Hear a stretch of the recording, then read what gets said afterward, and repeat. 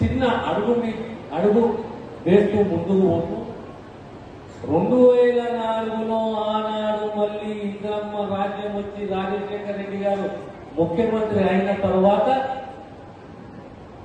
ఈ సంఘాలకు గ్రామ సమైక్యనే కానీ మండల సమైక్యనే కానీ జిల్లా సమైక్యనే కానీ వారికి కమ్యూనిటీ ఇన్వెస్ట్మెంట్ ఫండ్ సిఐఎఫ్ 60 లక్షలు 70 లక్షలు 50 లక్షలు ఓ గ్రాంట్ రూపంలో,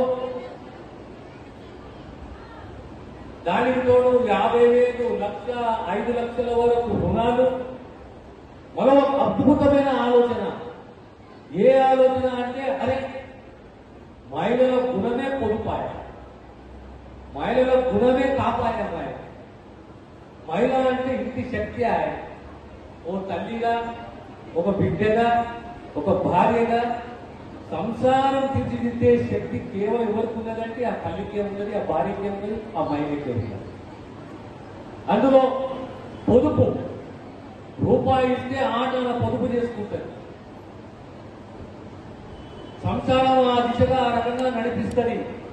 కనుక ఈ పొదుపు సంఘాలకు బ్యాంకుకి వెళ్ళి లోన్ తీసుకుంటే ఇంట్రెస్ట్ మొత్తం వాళ్ళే కడుతున్నారు.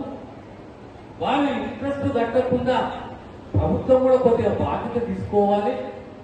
సకాలంలో చెల్లిస్తే ఆ బ్యాంకులకు, ఆ సంఘాలకు బాగా సర్కారు వడ్డీ చెల్లించాలి, చాలా ఆ సంఘం చెల్లిస్తుందని చెప్పి అద్భుతమైన ఆలోచన తీసుకొచ్చి దాని ఆచరణలో తీసుకొచ్చిన చరిత్ర ఎవరిది అంటే వైఎస్ రాజశేఖర రెడ్డి గారి. సర్కార్ అని చెప్పి లోన్ బీమా పథకం తీసుకొచ్చిన చరిత్ర కాంగ్రెస్ పార్టీ. అదే రకంగా ఒక మహిళ దురదృష్టం ప్రమాదవశాత్తు మరణిస్తే ఆ కుటుంబాన్ని ఆదుకోవాలి.